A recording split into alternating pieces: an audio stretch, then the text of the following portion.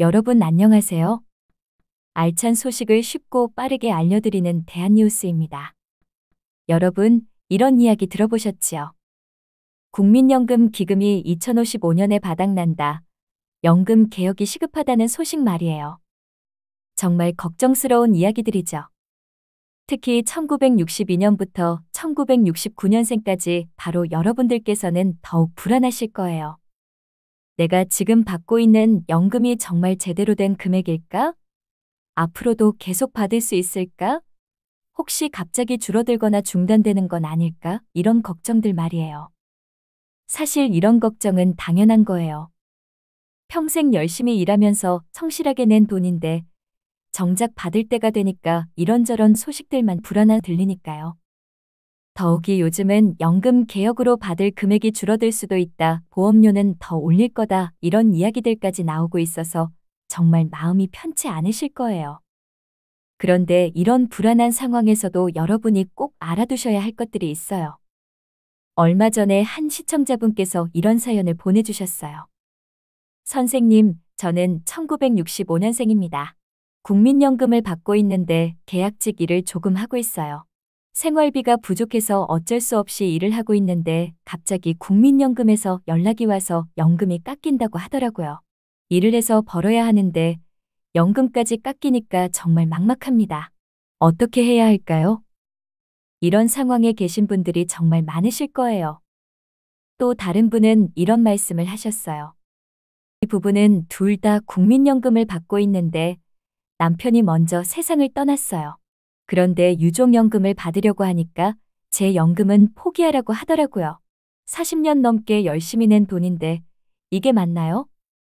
이런 이야기들을 들을 때마다 정말 마음이 아픕니다. 평생 열심히 일하고 성실하게 연금을 납부하신 분들이 정작 받을 때가 되니까 이런 어려움을 겪고 계시거든요.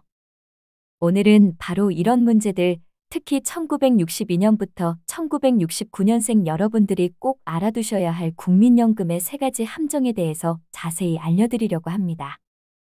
이 세 가지를 모르고 계시면 정말 큰 손해를 보실 수 있어요. 어떤 분들은 수백만 원, 심지어 수천만 원까지 손해를 보는 경우도 있거든요.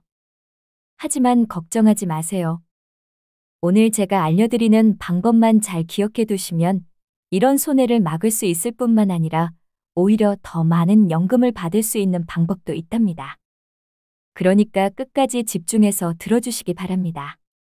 자, 그럼 첫 번째 함정부터 말씀드릴게요.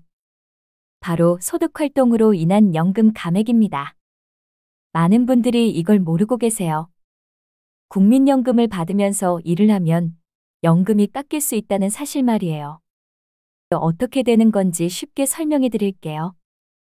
국민연금법에 보면 연금을 받기 시작한 후 5년 동안은 일정 금액 이상 소득이 있으면 연금을 깎는다고 되어 있어요.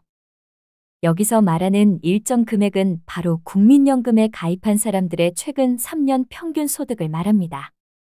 2025년 기준으로는 월 308만 9,062원이에요. 만약 여러분이 이 금액보다 많이 벌고 계시면 연금이 깎이게 됩니다. 그것도 최대 50%까지요. 예를 들어서 설명해 드릴게요. 김 씨 어르신이 국민연금으로 월 100만 원을 받고 계신다고 해봅시다. 그런데 생활비가 부족해서 계약직 일을 해서 월 350만 원을 벌게 되었어요. 그러면 평균 소득인 308만 9,062원보다 많으니까 연금이 깎이게 되는 거죠. 추가로 버는 액수에 따라 최악의 경우 절반이나 줄어들 수도 있어요. 더 억울한 건 주식이나 부동산에서 나오는 수익은 여기에 포함이 안 된다는 거예요. 정말 일해서 버는 돈만 계산한다는 말이죠. 이게 공평한가요?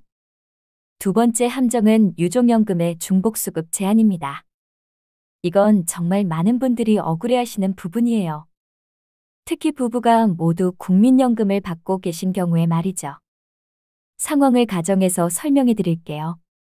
박 씨 부부가 있습니다. 남편은 월 200만 원, 부인은 월 70만 원의 국민연금을 받고 있었어요.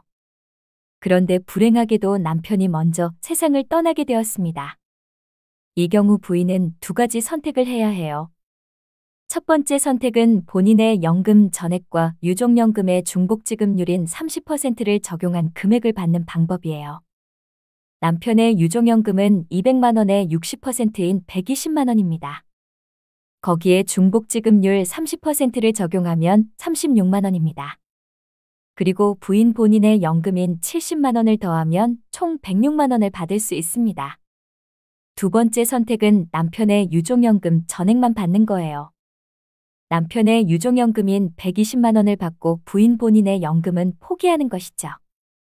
그러면 총 120만 원을 받을 수 있습니다. 어떤 게 더 유리한지 보이시죠? 당연히 두 번째가 더 많이 받을 수 있어요. 그런데 이게 말이 됩니까? 부인이 40년 넘게 성실하게 낸 연금을 한 푼도 못 받고 포기해야 한다는 게요. 이번에는 좀 다른 경우를 보겠습니다. 아내는 월 120만 원, 남편은 월 200만 원의 국민연금을 받고 있었어요. 마찬가지로 남편이 사망하시고 아내가 선택해야 하는 경우를 예로 들어보겠습니다. 첫 번째 선택은 역시 본인의 연금 전액과 유족연금의 중복지급률인 30%를 적용한 금액을 받는 방법이에요. 남편의 유족연금은 200만 원의 60%인 120만 원입니다. 거기에 중복지급률 30%를 적용하면 36만 원입니다. 그리고 부인 본인의 연금인 120만 원을 더하면 총 156만 원을 받을 수 있습니다.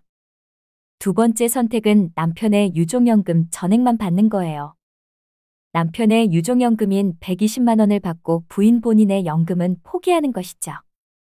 그러면 총 120만 원을 받을 수 있습니다. 금액으로 봤을 때 첫 번째 선택지를 택하게 되는데 그렇게 되면 남편의 200만 원 노령연금이 36만 원으로 쪼그라들게 되는 거니 이것 또한 너무 아깝고 억울하다는 거죠. 세 번째 함정은 연기연금 신청 시기입니다. 많은 분들이 연기연금이 좋다는 이야기는 들어보셨을 거예요. 5년까지 늦춰서 받으면 36%나 더 받을 수 있다고 하니까요. 하지만 언제 신청해야 하는지 어떤 경우에 유리한지 모르시는 분들이 많아요. 특히 아까 말씀드린 첫 번째 함정과 연결되는 부분인데요. 만약 연금을 받으면서 소득활동을 계속하실 계획이라면 차라리 연기연금을 신청하시는 게 훨씬 유리할 수 있어요. 왜냐하면 5년 동안 연금을 깎여서 받느니 차라리 5년 미루고 36% 더 받는 게 훨씬 이익이거든요. 100만 원을 받을 실연금을 136만 원씩 받으시게 되는 것입니다. 자, 그럼 이제 이런 함정들을 어떻게 피할 수 있는지 구체적인 방법을 알려드릴게요. 첫 번째 해결 방법, 소득 조절하기. 만약 연금을 받으면서 일을 하셔야 한다면 월 소득을 평균 소득인 308만 9,062원 이하로 맞추시는 게 좋아요. 조금 더 벌어봤자 연금이 깎여서 실제로는 손해가 될 수 있거든요. 예를 들어 아르바이트를 하신다면 시간을 조절해서 월 300만 원 정도로 맞추시는 거죠. 아니면 프리랜서로 일하신다면 수입을 분산시키는 방법도 있어요.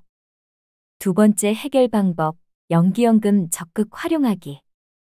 만약 소득 활동을 계속하실 계획이라면 아예 연기연금을 신청하세요. 5년 동안 깎여서 받느니 차라리 5년 후에 36%더 받는 게 훨씬 유리하거든요. 구체적으로 계산해보면 이렇습니다. 김 씨 어르신의 경우 월 100만 원씩 연금이 발생합니다.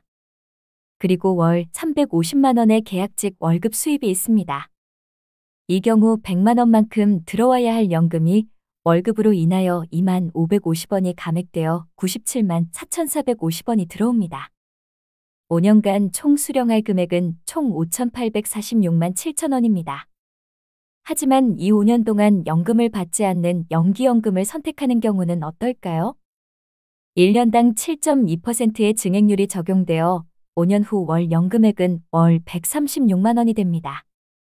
앞에 연금을 바로 받는 경우와 연기연금을 선택한 경우를 비교해보면 소득활동 연금과 총액이 같아지는 시점인 약 3년 7개월 후부터는 연기연금이 더 유리해집니다.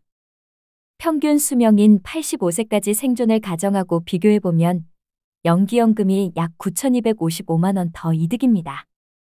이렇게 보면 건강하게 오래 사실 자신이 있다면 연기연금이 훨씬 유리하다는 걸 알 수 있어요.